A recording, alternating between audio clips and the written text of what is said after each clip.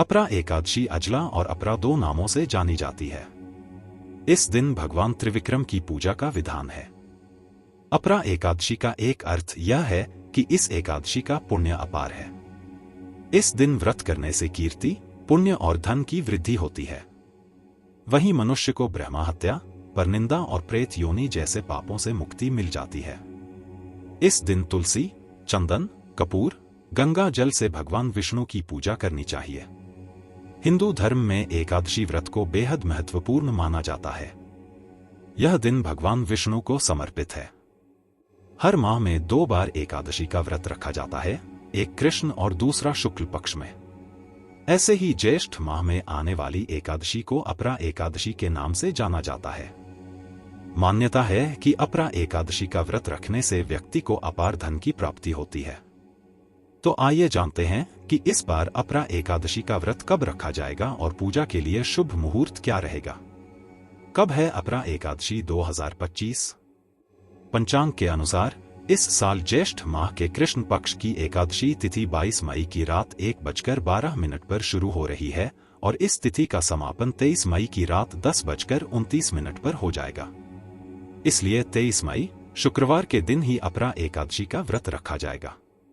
अपरा एकादशी का पारण समय 24 मई शनिवार को व्रत पारण का शुभ मुहूर्त सुबह 6:01 से सुबह 8:39 के बीच है। अपरा एकादशी व्रत कथा। प्राचीन काल में महीध्वज नामक एक धर्मात्मा राजा था। उसका छोटा भाई वज्रध्वज बड़े भाई के प्रति द्वेष की भावना रखता था। अवसरवादी वज्रध्वज ने एक दिन राजा की हत्या कर दी और उसके शव को जंगल में पीपल के पेड़ के नीचे गाड़ दिया। अकाल मृत्यु होने के कारण राजा की आत्मा प्रेत बनकर पीपल पर रहने लगी। उस मार्ग से गुजरने वाले हर व्यक्ति को आत्मा परेशान करती थी। एक ऋषि इस रास्ते से गुजर रहे थे। तब उन्होंने प्रेत को देखा और अपने तपोबल से उसके प्रेत बनने का कारण जाना। ऋषि ने पीपल के पेड़ से राजा की प्रेतात्मा को नीचे उतारा और परलोक विद्या का उपदेश दिया। राजा को प्रेत योनि से मुक्ति दिलाने के लिए ऋषि ने स्वयं अपरा एकादशी का व्रत रखा।